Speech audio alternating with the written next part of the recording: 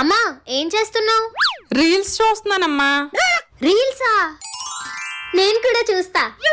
మన ఇంట్లో ఏ పూజ చేసుకున్నా వ్రతం చేసుకున్నా మన ఇంట్లోకి నెగటివ్ ఎనర్జీ ప్రవేశించకుండా ఉండాలి అన్నా, ఇంట్లో ప్రశాంతత లేకపోవడం, తరచూ గొడవలు అవడం. ఈ ఫోన్ పక్కన పెట్టమ్మా కాసేపు. నాతో ఏదైనా కొంచెం మాట్లాడు. మాట్లాడడం అంటే గుర్తొచ్చింది. శనివారం పూట నూనె అది తేకు, శని చుట్టుకుంటది.